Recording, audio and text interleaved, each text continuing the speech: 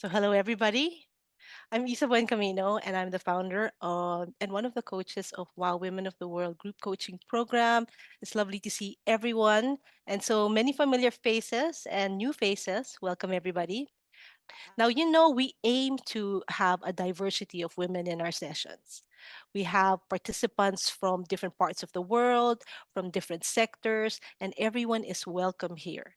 So if you have a moment, please do open chat and say hello, and please tell us where you're joining from. If you can do that, that would be nice so that we know who is here. Now, a little bit about WOW. Some of you already know this that WOW is an all women global community and coaching program for women who want to make an impact and want to proactively shape the next stage of their careers and lives. We are a UK based company with associates located in different countries. We're all over the world. The women who join us come from all over the world, from 26 countries to date, a diverse group of women across different backgrounds, life stages, and professional sectors. Wow. A little bit more about WOW, our background. So, WOW coaching was born from the belief that the world needs more female leaders and that a balance of male and female leadership styles will improve lives and heal the world. As such, our vision is to transform the world through balanced leadership. And our aim is to empower women worldwide to live their best lives and to make a positive impact in the sectors and communities they serve. And bringing these women together to build a community who support each other to succeed. Now, our masterclass today, as you know, is about belonging. And leading the interview are amazing coaches, Susan and Julie Reed. So this is Sue. Do follow her as well. That's her LinkedIn profile QR code. Sue is a dynamic change catalyst, renowned, I would say, for driving impactful transformations across diverse sectors like retail, finance, and healthcare. She has a proven track record of aligning visions and fostering collaborative execution. She empowers executives to surpass limiting beliefs and achieve ambitious goals. She's also an ICF accredited coach. And I think really important about Sue is that she really advocates for gender equity, especially um, reshaping the narrative around women's health, so women's equity. So that's Sue. Then we have Julie Rees. Now, Julie boasts over 35 years of experience in education. She serves as a senior leader in UK schools. She's done it for 3 decades and she spearheads value-based education globally. Belonging, being, and becoming is a key theme in her education curriculum. And since 2023, she has transitioned into a full time executive leadership coach, empowering international organizations to embed values into their culture. Our special guest today is the wonderful Kim Dabbs. So, Kim Dabbs, she's a global leader in belonging and purpose, and she draws from her unique life journey from when she was adopted in Korea to becoming an influential advocate for inclusion. She's the author of You Belong Here. That's the QR code to Amazon. It's available on Amazon. It's launched to rave reviews. So you gotta get her book, and that's the QR code for that. Now, Kim, she's the Global Vice President of ECG and Social Innovation at Steelcase. She leverages her extensive experience in social innovation to foster more inclusive environments. And this is informed by her roles, such as she's the Executive Director of the West Michigan Center for Arts and Technology, and she has a residency at Stanford's D School. Now, Kim's impactful keynotes delivered to esteemed organizations like Google and Microsoft really mirror her debut book, this book, The Power of Being Seen, Heard, and Valued on Your Own Terms, reflecting her evolution into a thought leader championing self-belonging. That's it. So that's all the introduction. Thank you. I pass the floor to Sue to kick us off. Well, thank you, Isa. Those were amazing introductions. I feel like I should bring you along in everything that I do so you could just introduce me. And I'm sure Julie and Kim feel the same way. So thank you for that. And thank you for everyone for joining. I see that we have representation around the world, really, and this is part of the reason why I love being part of the WOW community. So thank you for having us. Isa said, my name is Susan, and I have Julie Reese here, and Kim and Julie and I will have a little bit of a conversation, and then we're going to have a little bit of a breakout, and then Q&A at the end. And we hope that you will leave this hour feeling a bit more seen, feeling a bit more part of this community of WOW, and knowing a little bit more about belonging. So I had the pleasure of meeting Kim up in Boston at a dinner launch for her book, and it was so impactful that I knew I had to invite her into the WOW community. But one of the things that she started out with was at dinner, we were seated, and she said, "Where is home?" And I thought it was the most impactful question. So I thought we'd start there, and maybe I'd start, and Julie, we can come to you, and then that'll be a good launching point for Kim. For me, home is, I realize where my husband, Carl, and my two kids, Maretta and Calvin, are. I'm also an immigrant. And so I never realized that I've always resisted sort of grounding in any one house. One of the biggest things that was a barrier for me was putting up curtains. It just felt so permanent. So I've moved a couple of times. I've never ordered curtains. And I realized, home doesn't have to be in a house. It's really where my immediate family is. So with that, Julie, where's home for you? Well, it's interesting. Thank you, Sue, for that introduction. Delighted to be here with you and Kim today. And home for me actually is in Herefordshire, a part of the UK. And like you, I've had many different houses within Herefordshire. So when people ask me, I say yes, home is Herefordshire, rolling hills, beautiful family, wonderful friends, a place where I can have a cup of coffee and have a good natter. That's what home is for me, with my wonderful family around me. But what about you, Kim? Oh, I think it changes for me uh, year by year where home is. I have three beautiful children, and the older they get, now they're in high school. And my oldest son, he gets married next month. So he's about to start a new chapter of his life as well. But I think home to me is wherever we can all gather together um, as our family and really be in community with each other. And Beautiful. Kim, could you go a little bit deeper into how did you land on that question? Because I do think it's such a powerful question. Mm. Yeah, I think, I've watched so many different talks and so many different events and engagements, and people would always come up to me and ask me, where are you from? Or different questions that I didn't know how to answer, especially as a Korean-born American adoptee, currently living in Munich, Germany. In Munich, I could say, where am I from? Well, I'm from the city center by Sendlinger Tor. Or are they asking me from Germany? Or are they asking me because of my accent? You're from the US, but I'm not from the US.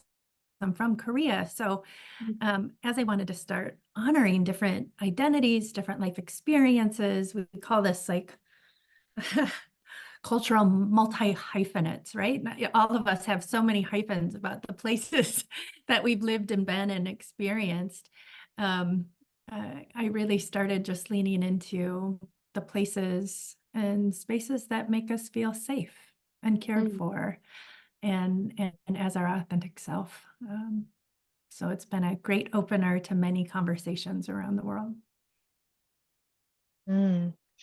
I love the way that you brought in the safety and cared for side, because one of the things we used to start with in school when I was an educator for the youngest children is, where do you belong? What does belonging look like in this space? And how do we create those relationships and those friendships? And number one priority all the time was to be safe. Mm-hmm. What does safety look like for you, Kim? Well, I think safety, like home, changes. It changes even more fluidly than where we do call home. Right now, in this moment, in this hour, I'm with an amazing group of women who lead and care so much about the cultures that are curated and created in the world that we share. My next meeting could not be that. So when I think of safety, it's being seen and seeing others with humanity. So I think a lot of times we think about safety as sameness, and it absolutely isn't sameness.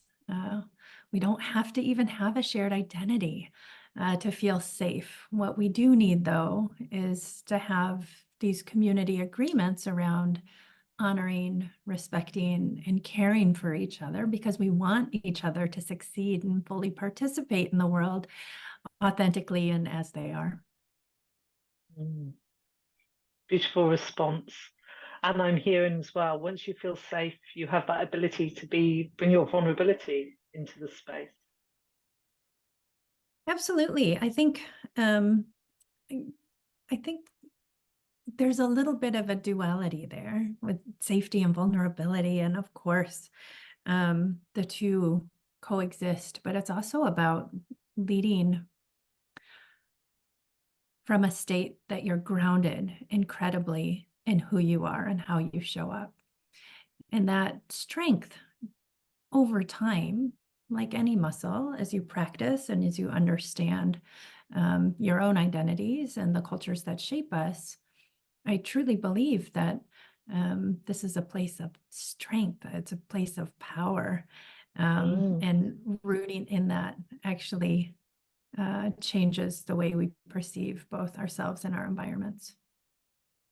I love that superpower. We talk about our leader within, and what's happening with our sage, our leader within and within WOW. I want to go to our next question that we were wanting to discuss with you, which is, one of the most powerful sentences you wrote in the book for us was, to create a safe space for others, you must first belong to yourself. So can you elaborate a little bit more on this concept? Yeah, I think it all weaves together, all these questions that you've just asked me. Where do I call home? What is safety? And like I said, as a Korean-born American adoptee living in Germany, people don't see the nuances of that journey, of that life that has taken me to where I am today. When I show up on screen, when I show up on stage, or when I walk through a door into a meeting room, people usually see me as I was introduced in my bio, an executive at a multinational. And what I think we forget over time as we walk into those places and spaces, that we are all so much more than our jobs, our work, our titles. We're complex, we're beautiful. But at the same time, we can know that and we can understand that, but the world continuously gives us these social cues, and the world continuously gives us these nudges to say, in America, people tell me I'm Korean. In Korea, people tell me I'm American. Here in Germany, people tell me I'm not German. And everywhere I go, people remind me that I'm not one of them. And so when you kind of are that hot potato of inclusion, what happens over time, and especially this group knows and understands, this hurts. This is rooted and embedded in not just the words people use, but the feelings of exclusion. They share the same neural pathways as physical pain. So when I say it hurts, it physically hurts, like in your gut, you can feel it. And to deal with this pain, we all start to mask different parts of our identity. We start to change our hair, our names, our accents, like the things that actually make us so beautiful and so unique are the things that, because of the places and spaces we show up that don't reinforce that or don't really see, honor, and value that, we end up creating or hiding parts of our identity to make others feel more comfortable in the places that we share.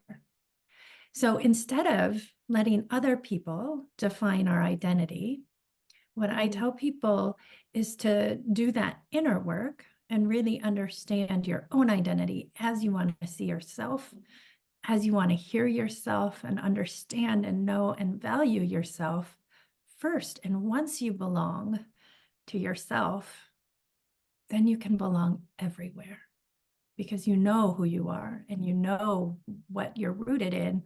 And each of these parts of you are things that you shouldn't shrink, but things that really make you the beautiful, complex human that you are. Yeah, that was so powerful for me, as I heard all the things that you weaved in here, this idea of doing the inner work of when you have multiple identities and sometimes you're included as part of a tribe, sometimes you're not. And at the core, what you're guiding us to is, we have to know ourselves, which is a big mantra of WOW coaching. And really, unless you belong to yourself, you really can't belong to any other group. And it's hard for me to hear because it feels like, oh wait, it's not on them, it's on me. I have to take on that a little bit of that accountability. I'd rather go complain that Julie didn't let me in on these games, right? But ultimately, if I belong to myself, I will belong to any group, as you sort of said. And the other thing that I'm wondering if I could pull the thread on is you talked about, you're more than one identity. You're more than your job. You're more complex than that. And I think in the book you specifically talk about the different types of identities: the lived, the learned, the lingering, and the loved. And it was such a beautiful framework. I wonder if you can just give a little bit of a high-level view to those specific identities. Yeah, I think of this as a journey to belonging, a way to help us explore who we are over and over.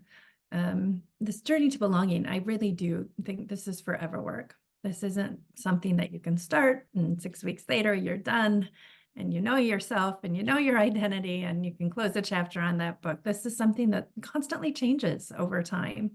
But knowing that, I developed an easy framework just to guide people through that identity exploration. The lived identity is really about seeing those aspects of yourself that you inherit. These are things that I can't change. Can't change the fact that I was born in Korea. I can't change the fact that I was born into poverty. This is just what I inherited when I was born. A lot of people think about this as diversity, right? So if you think of diversity, equity, and inclusion, that lived identity, that's the diversity aspect of the cultures that we live in. The learned identity, these are things, though, that we get to choose. And some of those choices we make for ourselves, and some choices are made by the cultures that we live within. So I think of this as the equity piece.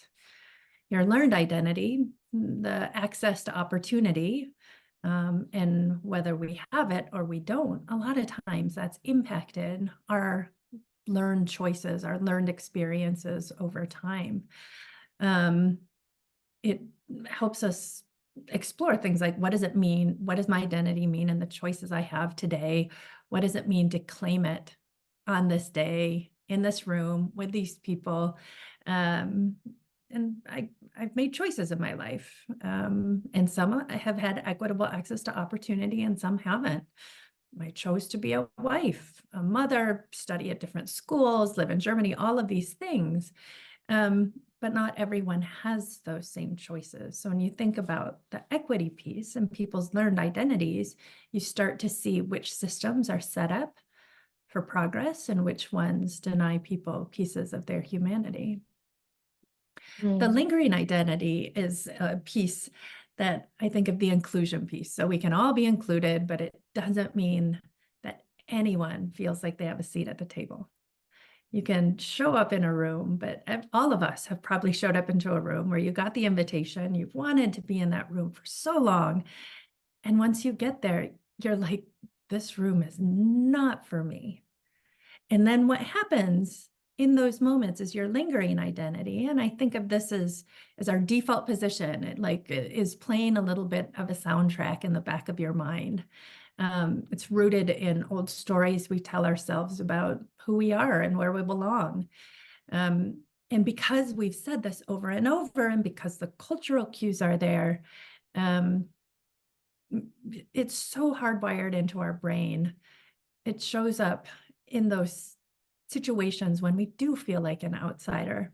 So I really like to encourage people before those situations happen, and they will happen in our lives, or really start to think about what are some of those old stories that you tell yourself when you're triggered, when those things happen.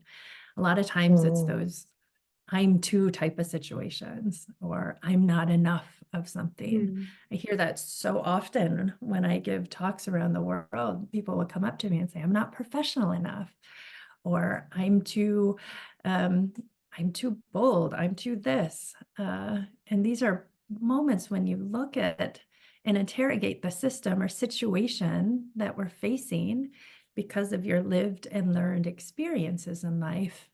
A lot of those old stories aren't true. So it's rewriting new narratives. And when we start to do that, we get to the end of the belonging journey. And I talk about that as our loved identity. And this to me is the belonging piece, the diversity, equity, and inclusion. All of these are things that we can explore, but belonging is the outcome. And to belong to ourselves, this is where we start transforming those lived, learned, and lingering identities into one that we love.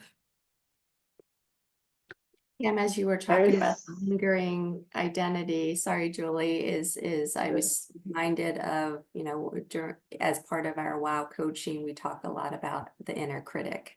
So that I'm not enough, I'm not good enough, I'm not smart enough, I'm not whatever enough.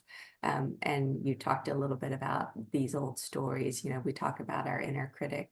And, an opportunity for all those who've gone through coaching is how do we bring up our inner mentor as well as our inner critic? I think that's how you turn it into that loved identity. It feels like, Julie.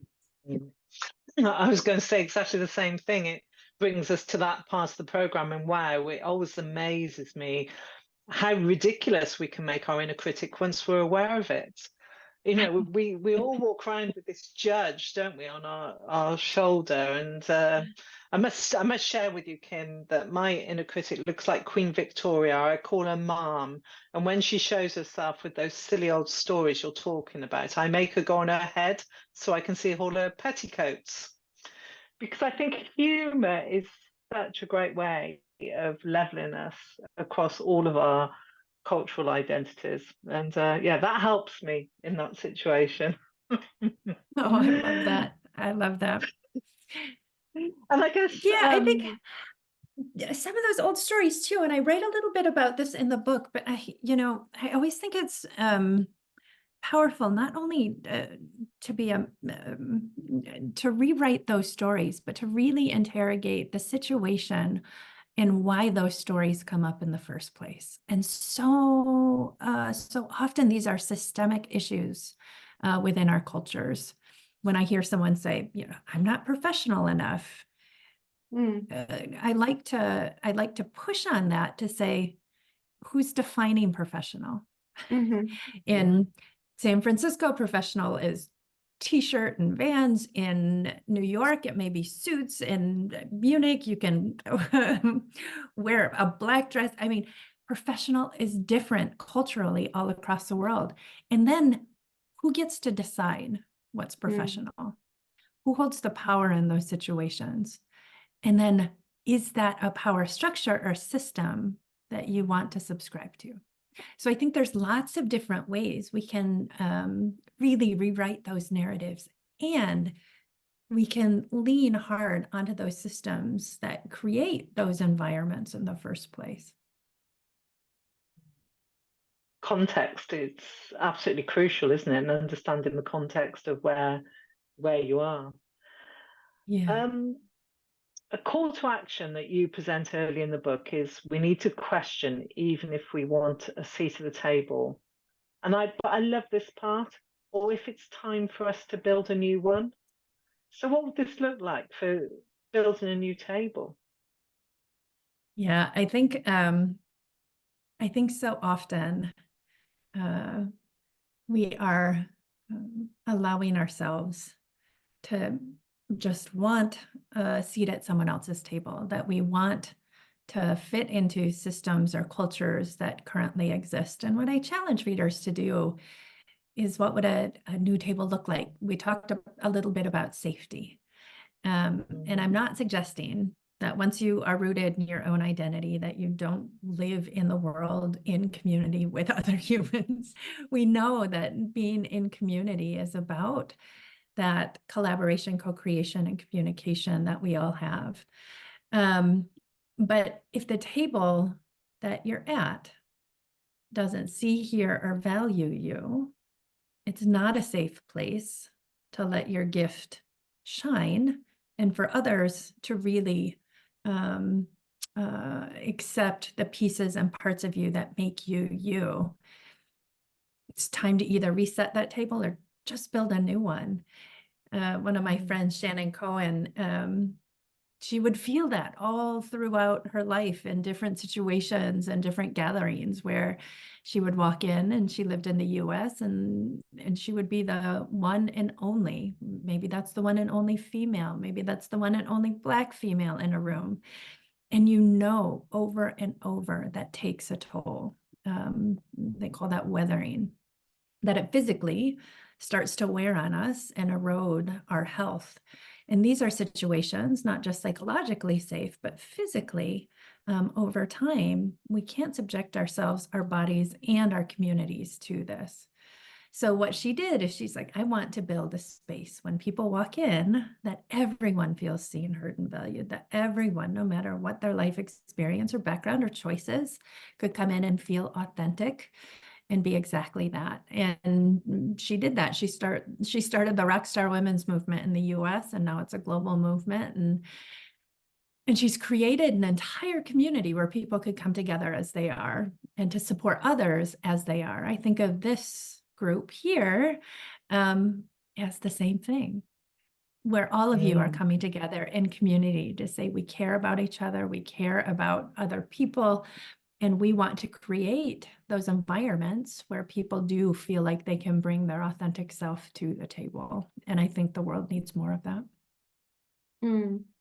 And Kim, for me, how I hear all of that is, again, through WOW, we talk about this idea of balanced leadership, of how do we tap into these things that you're sort of highlighting, which is a little bit of systemically identified leadership, right? These traditional male, agency, authorship, that we don't typically, I think, expect women or teach women to take on. So, we're great at the collaboration, the teamwork, the vision, and how do we balance both of that? So I love that encouragement that we too can rewrite the stories, that we too can have agency to create a table for us, like your friend, which is amazing. And what I'm so inspired of, I feel like I can just do anything now, right? Once I feel that I belong to myself and I have these tools of rewriting and I can change the world. Kim gave me permission. But you also write that, belonging is a practice, that it's not a destination. So, and you talked a little bit about that. It's sort of fleeting, right? So wondering, do you have any tips for us in how do we make it a practice? practice? How do we think about it? So we don't feel like, oh, do I belong to this party? Do I belong to this meeting? But think of it in a different light. Yeah, I think some of the easiest ways that I found to continuously revisit this on a regular basis is when coming up with my saying. And of course, you all know my saying, it's "you belong here."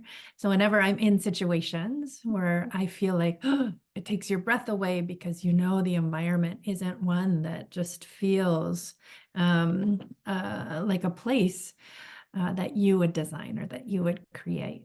And in those moments, I'll pause, I'll take a deep breath, and I will just say, "You belong here." And that will at least get me into the flow and back out of my fight or flight brain and into the experience or situation. The other thing I like to do, and especially with teams or organizations, I like to create and co-create rituals and norms around belonging. So for us, some of those rituals that we've created as a team, and I lead, much like this call, I lead a globally distributed team with just amazing people. And we come together once a year, we create our norms. And our norms are what guide us together as a team. And when I'm asking teams to build these norms, this isn't like, hey, be to work at 9 a.m. and like we all eat lunch together. This is how we show up for each other. It's how we want to really focus our work. So some of our norms are, we're accountable to the people that we serve. We build with and not for. We care for ourselves and others. We root ourselves in possibility while acknowledging barriers. We challenge systems, not people, right? And so it's like when you're able to co-create those norms, you at least have a shared sense of how the team collectively sees, hears, and values each other. Now, a lot of organizations will do this. They'll create their norms, they'll do it at an annual retreat, and then they will put them on a bookshelf and no one will see them again until the next year.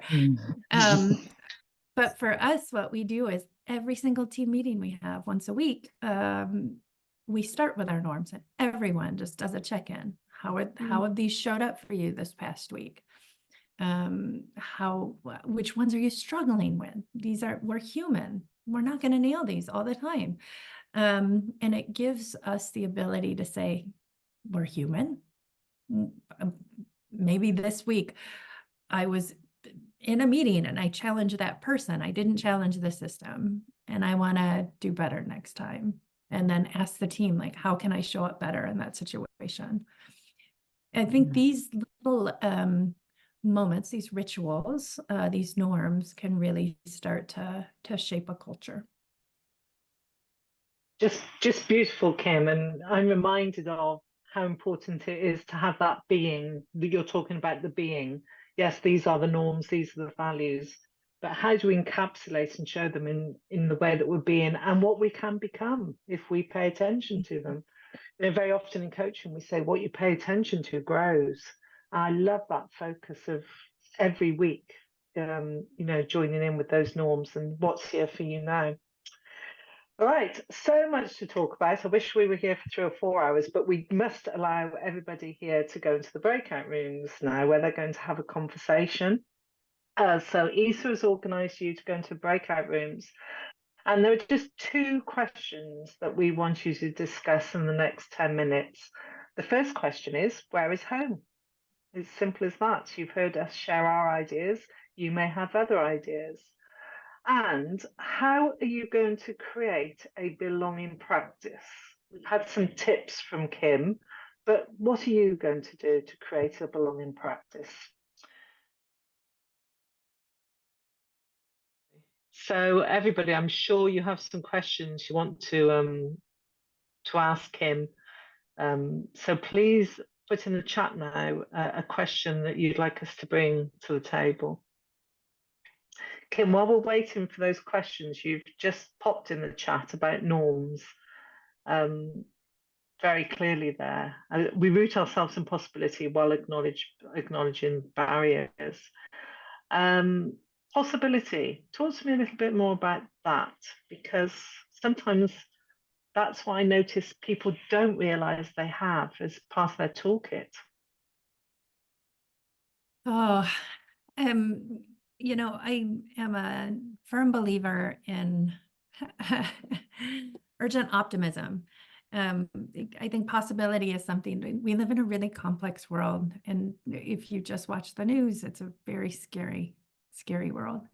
So I think using innovation, using like a lot of different tools and frameworks, which is why I love using frameworks, is because for people that are used to tackling challenges, a lot of times we do it in ways that don't feel repeatable. And to me, possibility is all about rooting in curiosity. It's that search.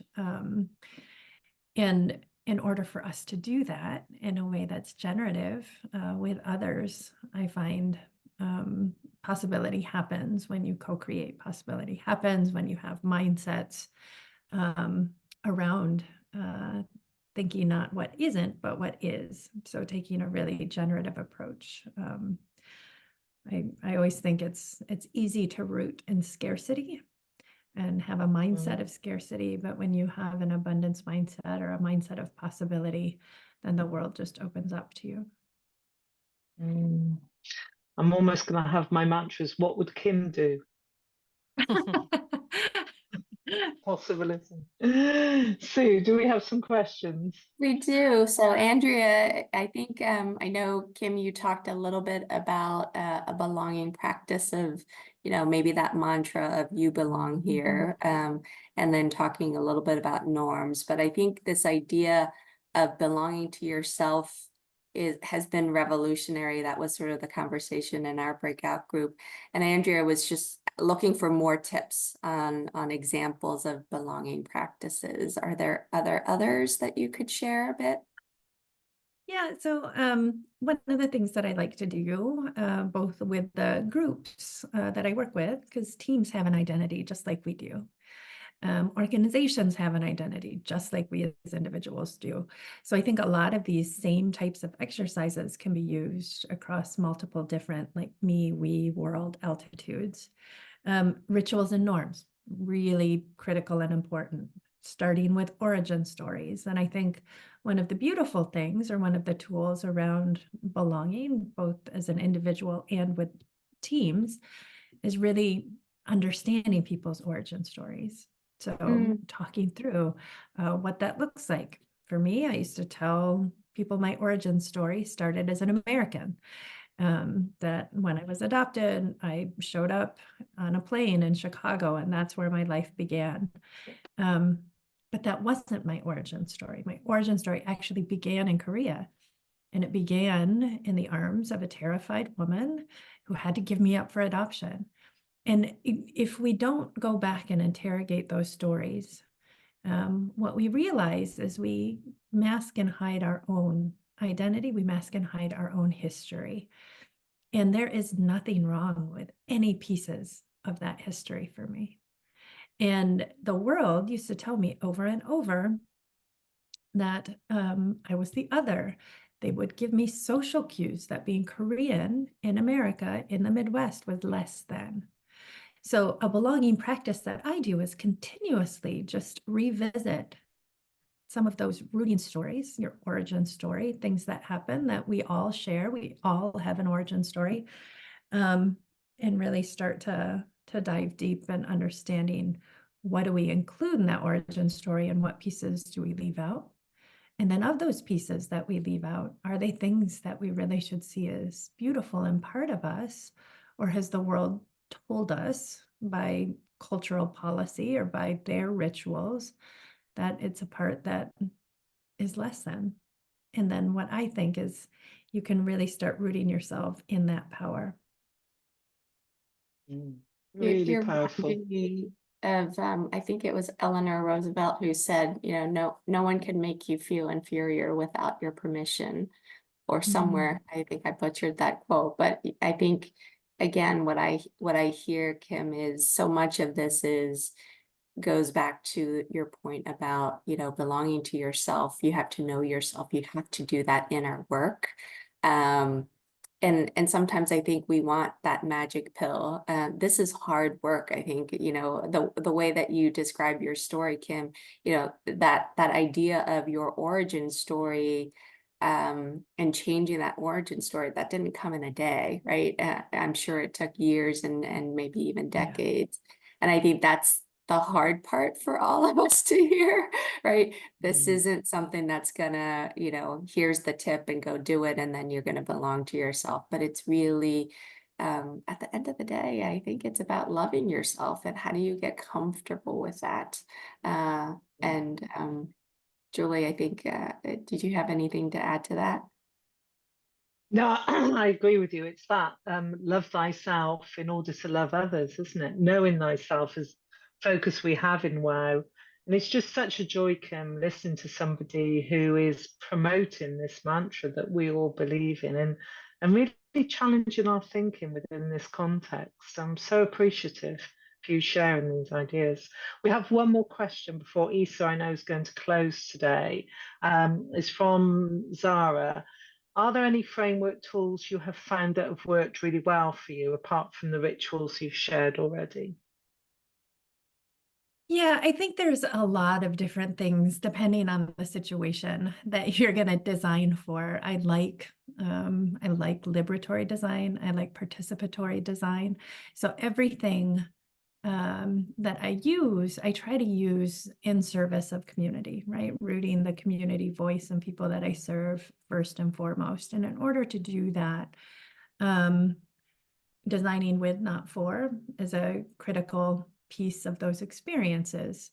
So when I work with teams, especially, I try to find tools from those practices, to be able for us to come together and be more generative, be more community-based, as we start to co-create together.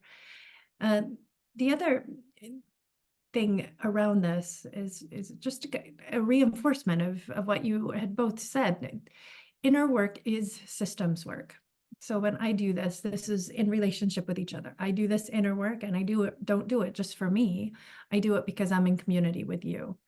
And when we see ourselves as part of an interconnected community, by doing inner work, we are doing systems work.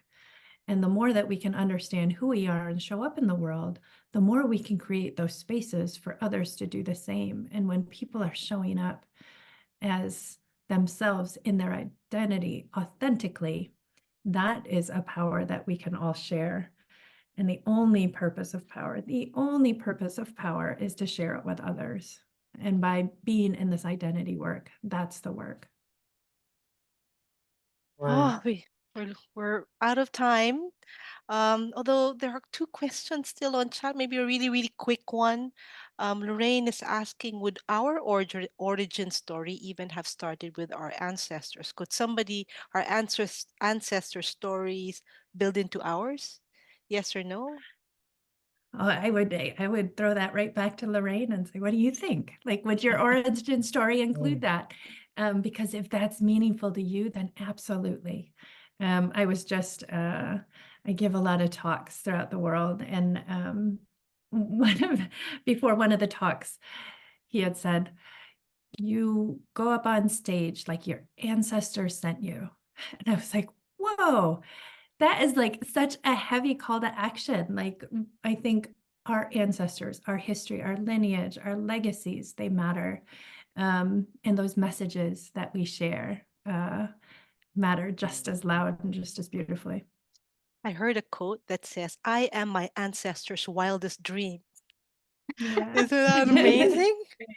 And then we don't have time, but Carol had brought up a very important point about, well, there's my own belonging, but my daughters, of course, as women who are expats and we're raising our children in a different culture.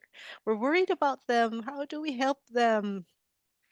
So that's a completely new topic, Carol. Maybe you and I can schedule another talk.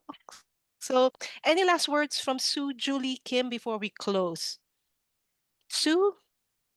Just my gratitude to Kim and to everyone who joined. And really, I think one of my big practices that I've been practicing is this idea of asking the question of where is home. It's been really impactful because I think it really gets it hits people's in a different place to have a better connection. So just that's my tip. Mm. Julie? And I just, yeah, just this focus on when you belong, how are you being, and how are you putting those rituals in place for you and for your team to ensure that belonging and peace, being peace are joined together. And then you can think about what can become, what possibilities are there, the co-creation. And it's just been a fascinating hour. Thank you so much, Kim, full of gratitude. Oh, And thank you so Kim? much for the invitation. I so appreciate being here with all of you. Kind of my closing thought is just be you for us, right? All of us are connected. All of us are doing the work. So thank you for having the conversation today. Oh, thank you, Kim. Mm. And that's it for today. Join us again when we have a masterclass. Follow us on LinkedIn. All announcements of our future events are going to be there. But our next event is going to be a face to face one. It's going to be in London. It's the WOW Soiree in London. Sue is going to be there. She's flying from the US and she's going to show up. Julie's going to be there. So many of us are going to be there. So please, if you have the time and if you're in London, please join us. That's it, everyone. Thank you very much.